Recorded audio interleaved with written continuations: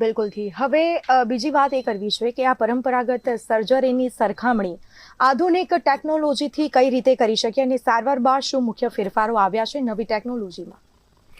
તો અલગ અલગ ટેકનોલોજીએ ઘણા બધા જે આપણી જે જૂની પદ્ધતિથી સર્જરી થતી હતી એમાં ઘણા બધા કોમ્પ્લિકેશન્સ ઓછા કરી નાખ્યા છે.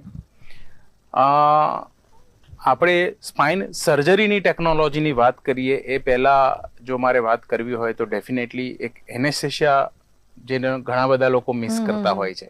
જ્યારે કોઈ પણ સ્પાઇન સર્જનને પૂછવામાં આવે ત્યારે સ્પાઇનની સર્જરી વખતેની ટેકનોલોજીની વાત કરતો હોય છે.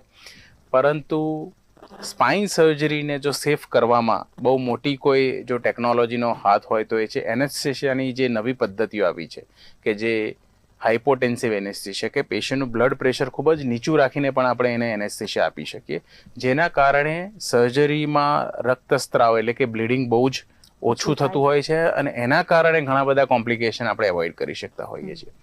એટલે એક હાઇપોટેન્સિવ એનેસ્થેશિયા એક બહુ જ કહીએ ને વરદાન રૂપ છે સ્પાઇન સર્જનો માટે. હું એમ નહીં કહું દર્દીઓ માટે, કારણ કે સ્પાઇન સર્જનને હાઇપરટેન્સિવ એટલે જ્યારે બ્લડ પ્રેશર વધારે હોય ત્યારે બ્લીડિંગમાં સર્જરી કરવી બહુ જ ડિફિકલ્ટ થઈ જતી હોય છે અને કોમ્પ્લિકેશનનો રેટ પણ વધારે હોય છે. એટલે આ એક ઘણા બધા લોકો મિસ કરતા હોય છે.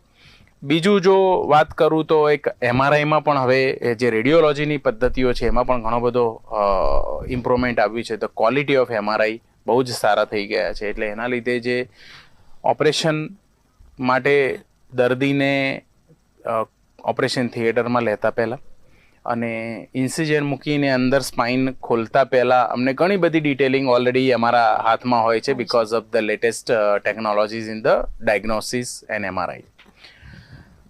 આ સિવાય જે સ્પાઇન સર્જરીઓમાં જે અલગ અલગ પ્રકારની પદ્ધતિઓ વપરાય છે તો એના લીધે જે આપણી પરંપરાગત પદ્ધતિથી શું ફાયદા થાય એ આપણે આજે ચર્ચા કરશું.